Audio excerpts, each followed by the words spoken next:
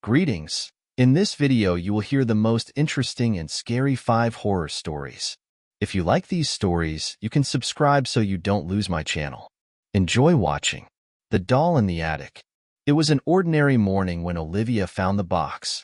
She had been rummaging through the old, dusty attic of her grandmother's house, looking for something she could take home with her after the funeral. The house had stood empty for years, abandoned ever since her grandmother had passed away. Olivia had always been told to stay away from the attic, the darkest part of the old house. It was full of relics, memories that should not be disturbed. But now, with the house ready to be sold, she had no choice but to sift through the remnants of her family's past. There, tucked away in the far corner, she discovered a small wooden box, tucked beneath old sheets and forgotten furniture. The box was carved with intricate symbols, strange shapes that she didn't recognize, their meaning lost in time. Its surface was worn, but it was solid, heavier than she expected for something so small. Curiosity tugged at her as she lifted the lid. Inside, wrapped in faded cloth, was a doll. At first glance, it seemed like any other childhood doll. A porcelain face, button eyes, and a frilly dress, its edges yellowed with age. But there was something wrong about it, something unsettling. The doll's eyes were too wide, its smile too stretched. The painted lips, though delicate, seemed to curve into a grin that seemed wrong for such a soft, innocent figure. Its body was rigid, as though it had never been played with, never moved. And its hair. The doll's hair was real, a long, silky strand that fell in unnatural, uneven clumps. The doll's fingers, though delicate, were disproportionately long, sharp even. Shuddering, Olivia took the doll into her hands. There was an odd weight to it, not just from its size, but something else, a strange heaviness, as though the doll was laden with secrets, or something worse. She couldn't help but run her thumb over the cracked surface of its face, and as she did, she thought she saw the slightest flicker in its eyes, as if they had moved. But when she blinked, the doll was still, motionless. She set it aside for the moment, her unease growing, but a feeling in her gut told her to keep looking at it. There was something calling to her, something that wouldn't let her leave. That night, Olivia stayed in the house, sleeping in the bedroom her grandmother had once occupied. The house was quiet, too quiet, but she tried to ignore the strange noise she thought she heard upstairs. She tossed and turned in bed, staring at the ceiling. Then, a faint sound echoed through the walls, a soft, almost imperceptible scratching, like nails on wood. It came from the attic. It stopped for a moment, and she thought it was just the house settling. But then it came again, louder, more urgent this time. She got up, her feet cold against the floorboards. The scratching persisted, and her pulse quickened. She found herself at the base of the attic stairs, her hand trembling on the wooden railing. She could hear the sounds more clearly now, a soft dragging noise, like something heavy was being dragged across the floor. The attic door creaked open slowly, and Olivia climbed the stairs, her breath shallow. The room was as dark as she remembered. It smelled of dust and mildew, the remnants of forgotten memories. She could barely make out the outline of the box in the far corner, but the scratching continued. And there, in the center of the attic, the doll was sitting upright. It had moved. Olivia gasped and took a step back. The doll's porcelain face seemed to turn toward her, the eyes locked on hers, unblinking, unfeeling. The scratching noise stopped, and in its place, a voice, a soft, almost melodic whisper, seemed to come from the doll. "Play with me, Olivia." Her heart stopped. She couldn't breathe. The voice was wrong. The words were wrong. The doll. It couldn't speak. But there it was. The doll smiled, its mouth stretching impossibly wide. The smile was not the innocent grin of a child's toy, but something much darker. The eyes seemed to gleam in the dim light, and for a moment, Olivia thought she saw something else. Something moving beneath its skin, as though the doll was alive. Terrified, she turned and fled down the stairs, her pulse pounding in her ears. She didn't stop until she reached the front door, gasping for air. The house seemed to pulse around her, the walls closing in. She glanced back toward the attic, where the doll still sat. But the door slammed shut before she could leave. The walls trembled, and the floor beneath her feet seemed to shudder with an unseen force. And in the darkness above, the whisper came again. "You can't leave." "Not yet, Olivia. I'm still here." The dollmaker's curse. Josephine had always loved antique shops. There was something magical about finding a piece of the past, something that held stories within its old, cracked surface. When she stumbled across Mr. Wren's Curiosities, an obscure little shop tucked between two tall buildings, she couldn't resist. The windows were dusty, the door creaked on its hinges, but the treasures inside were more than enough to make her stay. The shop was cramped and dimly lit, its shelves overflowing with strange trinkets, old jewelry, forgotten books, tarnished silver spoons. But it was the back corner that caught her attention. There, on a wooden table, sat a doll. Unlike the other toys and figurines that littered the shop, this one stood out. The doll's face was strikingly realistic, more lifelike than anything Josephine had ever seen. It wore a faded blue dress, its porcelain hands clasped together delicately. Its eyes were painted with such precision that they seemed to follow her every movement. It was beautiful, too beautiful. "Ah, I see you found her," came a soft voice from behind. Josephine turned, startled. Mr. Wren, a frail old man with deep-set eyes, stood in the doorway. "That's quite a rare piece," he continued, his voice low and raspy. "A doll made by the renowned artist, Amon Sykes. It's said that his dolls have the ability to connect with their owners." Josephine frowned, the unease creeping up her spine. "Connect?" Mr. Wren smiled, but it was thin and unsettling. "Yes, my dear. They were meant to be more than just playthings. It's said that they carry a part of their creator's soul within them." He paused, his eyes flicking to the doll with a strange glimmer. "But not all his creations are kind. Some are cursed. Some are hungry." Josephine's heart skipped a beat. The doll's glassy eyes stared at her, unblinking, and for a moment, she thought she saw something in them, a flicker of awareness. She quickly shook her head, dismissing the thought. "How much is it?" she asked, her voice barely above a whisper. "Too much for someone like you, I suspect," Mr. Wren replied cryptically. "But for you, it's a special price." Josephine hesitated. Despite the growing unease, something about the doll called to her. Perhaps it was the way it seemed to watch her, to understand her, or perhaps it was the thrill of possessing something so rare. She reached for her wallet.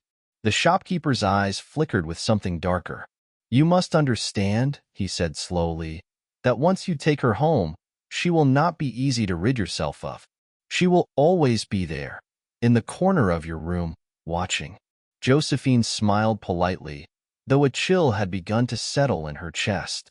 She paid for the doll and left the shop, but even as she walked away, she couldn't shake the feeling that the doll was somehow alive, waiting for her. The first night, she placed the doll in the corner of her room, beside her bed. Its eyes glowed faintly in the moonlight, and though Josephine tried to ignore it, she couldn't help but feel its gaze following her. She pulled the covers over her head, but sleep eluded her. Every time she closed her eyes, she heard something, a soft, almost imperceptible sound, like the doll's delicate porcelain hands scraping against the floor. When she finally dared to look, the doll had moved. It was no longer standing in the corner. It was sitting on the edge of her bed, its face tilted in a way that was almost inquisitive. Josephine's blood ran cold. She scooted back in bed, her hands trembling. What was happening? How was the doll moving on its own? The next few days were a blur. Strange things started happening around the house. Doors that had been locked would open by themselves. Objects would fall from shelves without explanation. But the worst part was the whispers, soft voices that seemed to come from the doll, always faint, always too quiet to understand. "Josephine," One night, she woke to find the doll standing by her door, its tiny hands resting against the frame. Its eyes, those eyes, burned into her, hollow and cold. The whispers grew louder. "I am waiting for you. Come closer." Desperation set in. Josephine tried everything. She locked the doll in a cupboard. She hid it under the bed, even wrapped it in layers of cloth and stuffed it into a box. But no matter what she did, the doll always found its way back to her. "I am here, Josephine, forever." It wasn't until the fourth night, when she awoke to find the doll perched on her chest, its cold porcelain fingers lightly brushing her skin, that she realized the truth. The doll wasn't just haunted, it was feeding on her fear. It had been feeding for days, growing stronger with each passing moment. With one final cry of desperation, Josephine ran from her home, abandoning the doll and everything it had come to claim. She left the house empty, the door wide open, the doll sitting in the center of the room, waiting. But the thing about cursed dolls is this: they never stay forgotten. And somewhere, in the shadows of an old shop, a dollmaker waits for his next creation. The dollmaker's return. In the small village of Gableshire, nestled between rolling hills and dense forests, there was one thing that everyone whispered about: the abandoned mansion on the edge of town. For years, it had been a symbol of mystery, its ivy-clad walls hiding secrets that the villagers dared not speak of. But the most chilling part of the house was its previous owner, Horace Bellamy, the renowned dollmaker. He had once been celebrated for his exquisite craftsmanship, creating dolls so lifelike they seemed to breathe. But as the years went on, rumors began to spread. They said that Bellamy's creations were not just works of art, but something more sinister, possessed by the souls of those long dead. No one ever saw Horace Bellamy again after the fire that destroyed his mansion.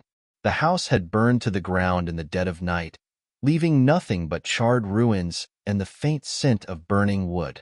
The villagers said the fire was an accident, but there were whispers of something darker, that Bellamy had made a terrible deal with a force beyond comprehension. And when the flames consumed him, they consumed his creations as well. Eliza Harper had heard the stories since she was a child. Her grandmother had been one of the few who remembered Bellamy's work, and she often spoke of the dolls in hushed tones, warning Eliza never to touch one, never to go near the mansion. But Eliza, being young and curious, never fully believed the old tales. So when she received a letter one rainy afternoon, addressed to her personally, she couldn't resist. The letter was simple: no name, no return address, just a single line. "The dolls are waiting for you, Eliza." Her heart raced as she read the cryptic message over and over. Who had sent it? And why her? She had never been to Gableshire before, nor had she ever heard of the Bellamy mansion being tied to her family. She packed her things quickly, her curiosity getting the better of her.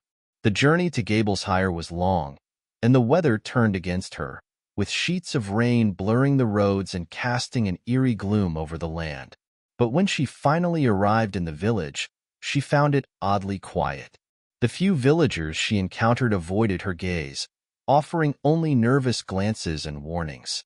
"It's best you leave that house alone," an old man told her, his voice barely above a whisper. "The dolls aren't just toys, miss. They've been waiting for too long."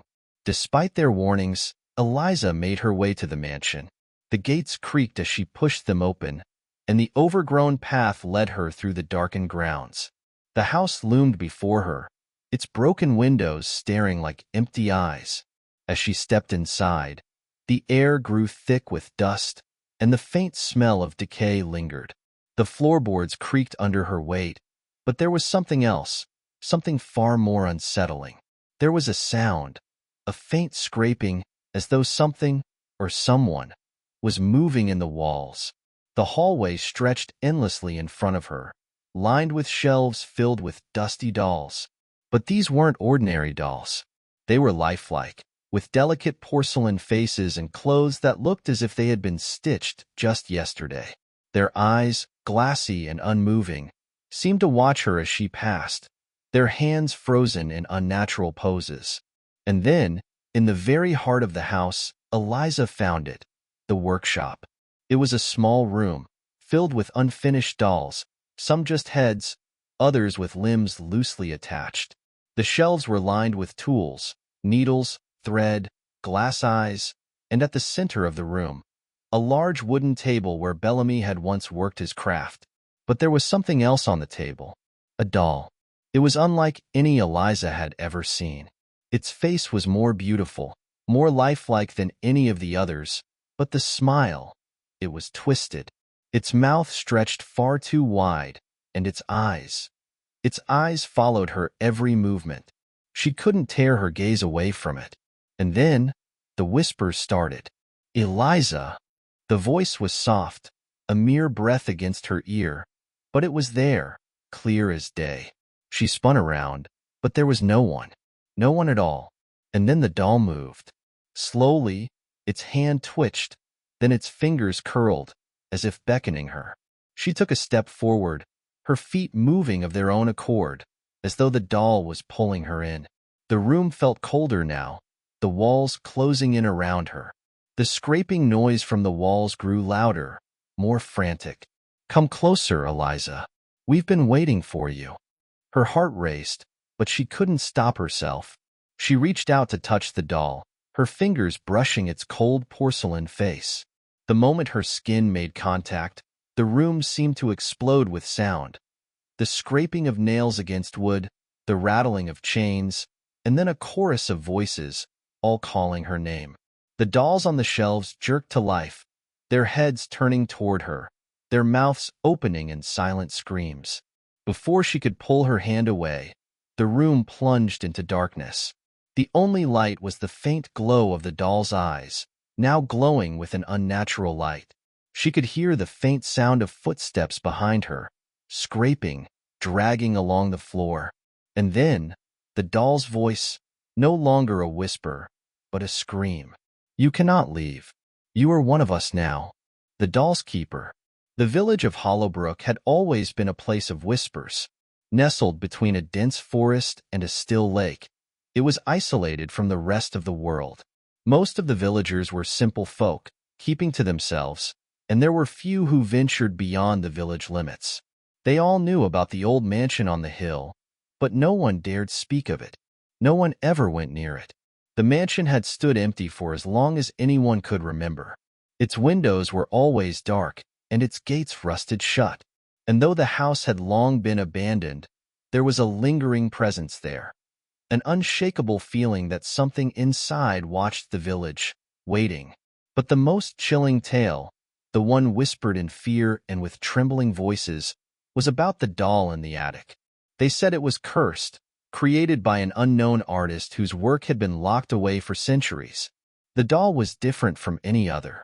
It was said to move on its own, to change its expression depending on who looked at it, and to follow those who dared to venture too close. No one knew what had happened to the artist, but the doll remained in the mansion, locked away in the attic. Over the years, it had become a symbol of horror for the village, a legend that children dared not repeat, for fear the doll would hear them. As a child, Clara had heard the stories.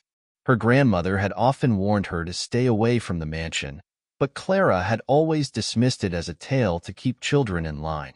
That was until one summer evening, when Clara found herself standing at the gates of the old mansion, her curiosity overpowering any sense of caution. The gates creaked open with a reluctant groan, and Clara entered. The air was thick with dust and decay, and the house seemed to sigh with each step she took, its wooden floors groaning beneath her feet. The air was heavy with the scent of mildew, and the further Clara went into the house, the darker it seemed to get. Her flashlight flickered as she made her way up to the attic door, her heart pounding in her chest. The door was cracked open, as though someone had been there recently. A chill ran down her spine. The whispers she had heard as a child rushed back to her, tales of a doll that never stopped watching. The attic was dimly lit by a single, flickering bulb. Clara hesitated, then stepped inside. The room was filled with old furniture, covered in white sheets, their shapes distorted and ghostly in the low light. And there, in the center of the room, on a pedestal, was the doll. It was small, delicate, with porcelain skin and tiny, finely painted features. Its eyes were too large, and its smile, though painted with care, was crooked and unsettling. But what truly caught Clara's attention were the eyes. They were alive. At first, she thought it was a trick of the light, but when she moved closer, the doll's eyes followed her every movement, blinking slowly. Clara's heart skipped a beat. She stepped back, the flashlight trembling in her hand.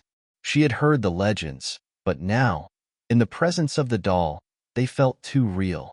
She reached out a trembling hand to touch the doll's porcelain face, her fingers brushing against its cool skin.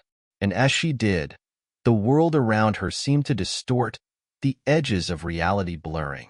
The whispers returned, louder now, echoing in her mind. "You should not have come." Clara stumbled backward, the doll's eyes narrowing into a menacing glare. The room grew colder, and the shadows deepened. The attic seemed to stretch on forever, the walls closing in around her. The whispers grew louder, rising to a deafening crescendo. "You are mine now." Before Clara could react, the doll shifted on its pedestal. Slowly, deliberately, it turned its head to face her. Its mouth moved, but no sound came from it. Then, the air in the room seemed to shift. A dark figure appeared in the corner of her vision, a tall, shadowy figure with hollow eyes and a twisted smile. It was the doll's keeper. The legend was true. The doll had not been abandoned. It had been waiting, and now it had found its keeper. Clara screamed and turned to run, but the room had changed. The attic was no longer a place of dust and decay. It was a vast, endless space, stretching far beyond the walls of the mansion. She ran, but the shadows followed, the whispers now an overwhelming chorus in her ears. She reached the door, but the doll was already there, standing in the doorway, its eyes burning with a supernatural fire. The keeper stood behind it, his twisted smile widening. And in that moment, Clara realized there was no escape. The mansion, the doll, and the keeper were all connected, bound together in a cursed existence. She had walked into their trap, and now she was part of it. Another soul lost to the doll's eternal watch. The village never saw Clara again. The mansion stood silent, as it always had, but now it was more than just a ruin. It was a prison, a place where the doll's keeper would wait, always watching, always waiting for the next curious soul to wander too close. And in the attic, the doll still sat, its porcelain face smiling with a secret only it knew. The final doll. Lena had never believed in the supernatural. She was a woman of science, a skeptic who trusted facts over folklore. But when she inherited the old estate from her late aunt, she couldn't resist the pull of curiosity. The house had been abandoned for years, sitting on the edge of a forest, its crumbling stone walls covered in ivy. No one in the village dared go near it. The locals called it the dollmaker's house, but Lena never understood why. The villagers whispered that the mansion was cursed, that it was filled with dolls that were more than just toys, that they were vessels for something darker. But Lena thought it was just the overactive imaginations of superstitious country folk. There was no such thing as haunted dolls, she told herself. It was all nonsense. When Lena arrived at the estate, she was struck by its eerie beauty. The manor, though weathered and worn, still held traces of its former grandeur. There were old portraits on the walls, heavy curtains that blocked out the sunlight, and an unsettling silence that filled every room. But the most unusual thing about the house was the attic. The door to the attic was always locked, and the key was missing. Lena found this odd, but dismissed it as the result of a long-forgotten lock. Still, the thought of the locked attic gnawed at her. She knew she had to see what was hidden behind that door. One rainy afternoon, as the winds howled outside, Lena found a hidden compartment in her aunt's study. Inside was the key to the attic. She held it in her hand, her pulse quickening with excitement. This was it, the mystery she had been waiting to uncover. She ascended the staircase to the attic, the key cold against her palm. As she approached the door, she hesitated, a strange feeling settling in her chest. The door creaked as she turned the key, and the air behind it felt thick, like something had been sealed away for a long time. When the door finally opened, Lena stepped inside. The attic was vast, filled with dust-covered furniture and boxes of forgotten belongings. But in the center of the room, on a pedestal, stood a single doll. It was beautiful, too beautiful. The doll was life-sized, with porcelain skin that gleamed even in the dim light. Its clothes were of fine, delicate fabric, embroidered with intricate patterns. But what drew Lena's eyes the most were its eyes. The doll's eyes were not painted on like the others she had seen in her childhood. They were glass, lifelike, and seemed to follow her every movement. They were dark and empty, yet filled with an unsettling awareness. The doll's face was frozen in a soft, eerie smile, and its hands were clasped delicately in front of it, as though it were waiting for something or someone. Lena moved closer, her heart beating faster, as if the doll were drawing her in. She reached out a hand, almost against her will, and touched its porcelain face. The moment her fingers made contact, the air in the room shifted. The temperature dropped, and the attic seemed to close in around her. The smile on the doll's face twisted, pulling wider, its eyes flashing a deep, unnatural red. Lena staggered back in shock, but the doll's hand shot out, gripping her wrist with an unnatural strength. "You're too late," the doll whispered, its voice a low rasp, as if coming from the very walls of the room. Lena pulled back, but the doll's grip tightened. It began to move, its body shifting and creaking, as though it were coming to life. The air thickened, the whispers rising in intensity. "You've awakened it," the voice continued. "Now, you belong to us." Panic gripped Lena's chest as she yanked her hand free. She backed away, her mind racing for an escape. The attic door slammed shut, trapping her inside. The walls seemed to ripple, and the floorboards creaked under the weight of something unseen. "The dolls are waiting," the voice echoed through the room. The doll on the pedestal tilted its head, its porcelain face now showing a twisted, gaping grin. Lena turned, but the room had transformed. It was no longer a dusty attic. It was a dark, claustrophobic maze of dolls. Hundreds of them, standing motionless on shelves, staring at her with those cold, lifeless eyes. The walls were lined with them, their bodies arranged in unnatural poses, some in the form of twisted, misshapen figures, others with expressions that sent waves of dread through her. She could hear them now, the whispers. They were coming from every corner of the room, growing louder and more frantic. "Join us," they called. "You are ours."